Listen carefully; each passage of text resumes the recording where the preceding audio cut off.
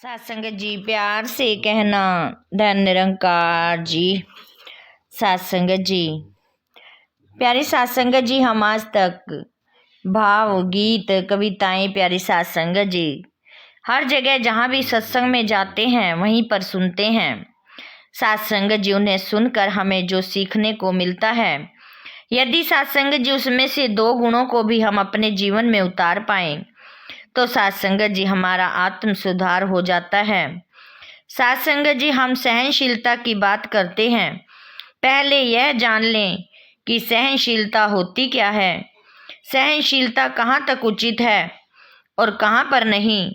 सत्संग जी हम घरों में भी देखते हैं कि हर एक का अलग अलग स्वभाव होता है, लेकिन फिर भी वहाँ अपनापन और प्यार होता है।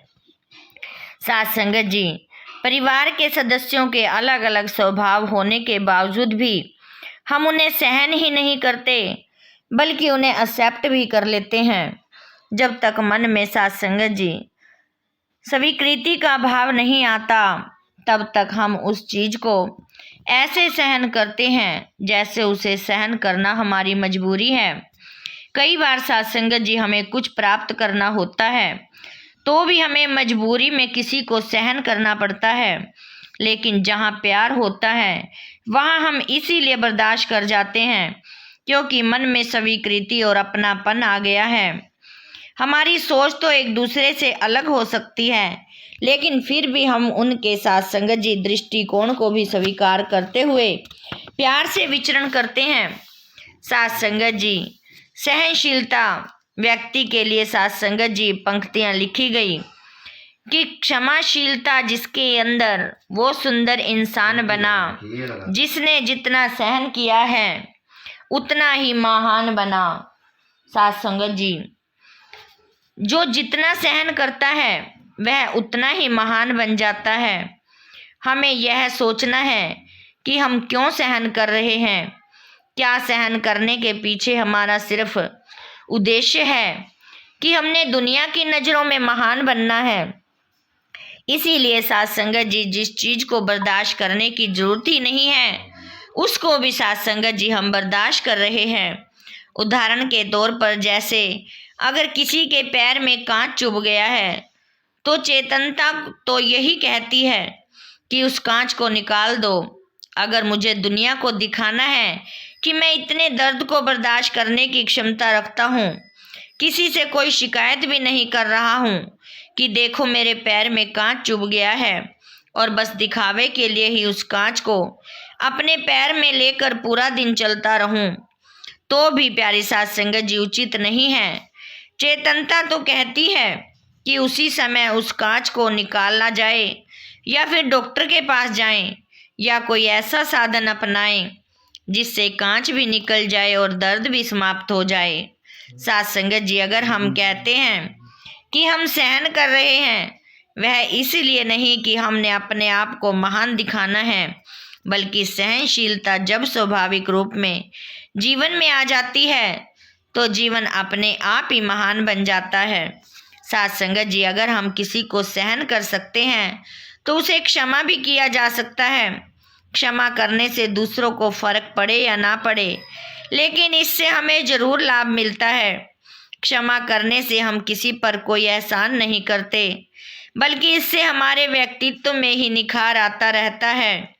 सत्संग जी आगे भी प्यारी सत्संग जी यही दुनिया में देखा जाता है कि लोग ऐसी भी सलाह देते हैं कि अगर किसी ने आपसे ऐसा कहा तो आपको भी पलट कर जवाब देना चाहिए था।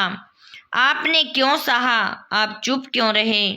संसार में लोग यहाँ तक भी कह देंगे कि चुप रहना या सहन करना तो कायरता की निशानी है।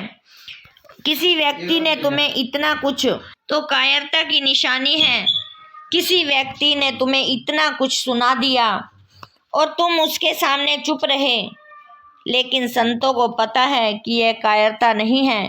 सहनशीलता तो एक ऐसा गुण है जो जीवन को निखारता है। सत्संग जी एक इंसान जिसमें बहुत हिम्मत होती है, जो वीर होता है, सत्संग जी उसी के लिए किसी को सह पाना संभव होता है। वह अपनी सोच, विचार, मन और गुस्से को काबू में रखता है, इसीलिए किसी और के लिए परेशानी का कारण नहीं बनता। वह समझता है कि अगर किसी के ऐसा बोलने से मेरे मन को चोट पहुंच रही है तो मेरे बोलने से उसके मन को भी चोट पहुंचेगी। वह सामने वाले को चाहे सुना भी सकता था, लेकिन वह ऐसा नहीं करता। अपने बोल और मन पर काबू करना कायरता ही नहीं बल्कि सहनशीलता और वीरता की निशानी भी है। साथ संगत जी, आगे 2 लाइनें हैं। कटु वचन को संत सहेगा और नहीं सह पाएगा, नम्र भाव में संत रहेगा और नहीं रह पाएगा। साथ संगत जी, जब संत के जीवन में एक रस वाली अवस्था बन जाती, फिर कोई उसे कटु वचन भी बोल दे तब भी वह नम्रता में ही रहता है। नम्रता संत के चरित्र का अभिन्न अंग है। उसके दिल में हर एक के लिए स्थान होता है। किसी के कुछ तीखी बात कहने पर भी संत की प्रतिक्रिया नम्रता वाली ही होती है, क्योंकि वह मानवीय गुणों से युक्त होता है और इनको पहल देते हुए सलूक करता है। साथ संगत जी, हम सहनशीलता की बात करें तो यह एक गुण ही हम अपने जीवन में अपना लें तो हमारा कितना सुधार हो जाएगा। साथ संगत जी, आज के समय में हम देखते हैं कि ट्रैफिक में अगर कोई गाड़ी दूसरी गाड़ी से टकरा जाती है तो उसी वक्त दोनों ही ड्राइवर, प्यारी साथ संगत जी, बाहर निकलकर ऊंची ऊंची आवाज में चिल्लाकर एक अप्रिय दृश्य, गंदा सा, प्यारी साथ संगत जी, दृश्य बना देते हैं। अगर संत प्रीति वालों की गाड़ियां आपस में टकरा जाती हैं तो वे उतरकर एक दूसरे से माफ़ी मांगते हैं। कई बार साथ संगत जी, यह भी तो हो जाता है कि पता है गलती सामने वाले की है, फिर भी एक मुस्कुराहट देकर यह कह देते हैं कि कोई बात नहीं, गलती हमसे भी हो जाती है। साथ संगत जी, इस बार तुमसे तो हो गई तो गलती क्या हुआ, इस तरह प्यारी साथ संगत जी बात संभल जाती है। तो यहाँ भी प्यारी साथ संगत जी क्षमाशीलता और सहनशीलता की बात की गई।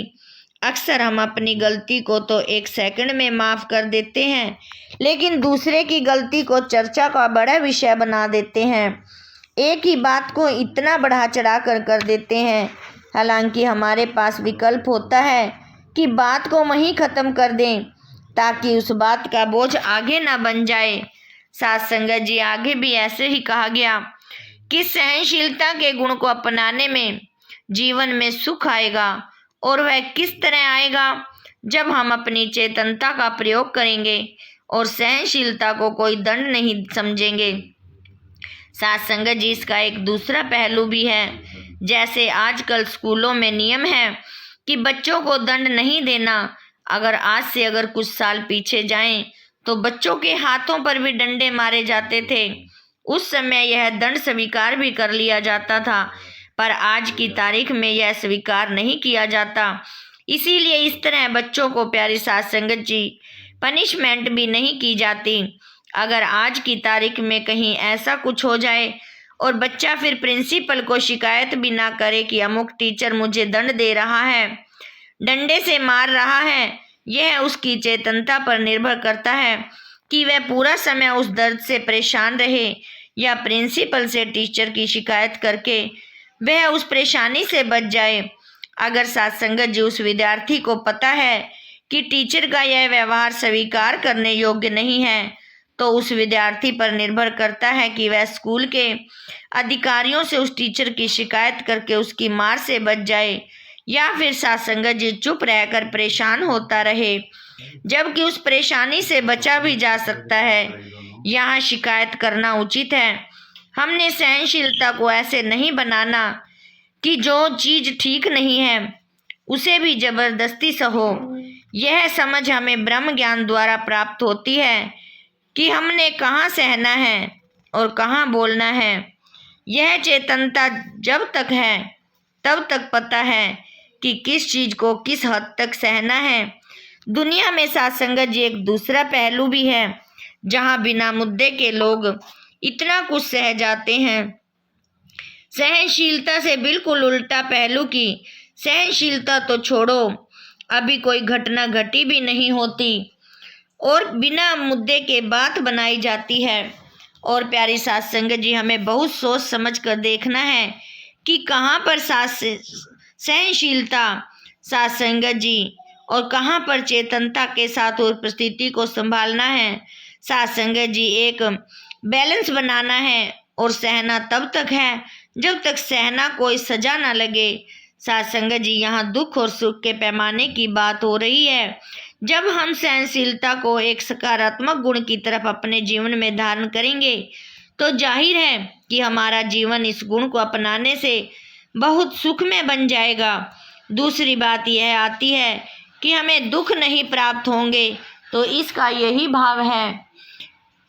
जब हम समझ जाते हैं कि अगर हम सहन कर पा रहे हैं तो यह भी आगे चलकर एक अच्छा परिणाम देगा, फिर उसे सहना भी उस समय दर्द जैसा नहीं लगेगा साध संगत जी। यही दासी इन्हीं वचनों से इजाज़त चाहेगी कि दासी प्यारी साध संगत जी जो भी विचार करती है कि अपने ऊपर ही लागू करती है, कि दासी को भी प्यारी साध संगत जी सुमत आ जाए, दासी के अंदर भी सहनशीलता आ जाए, दासी के अंदर भी प्यारी साध संगत जी सुकून आ जाए, ताकि दासी भी प्यारी साध संगत जी संतों का प्यार पा सके और संतों की सेवा कर सके, और सेवा सिमरन सत्संग साध संगत जी दासी भी करती रहे।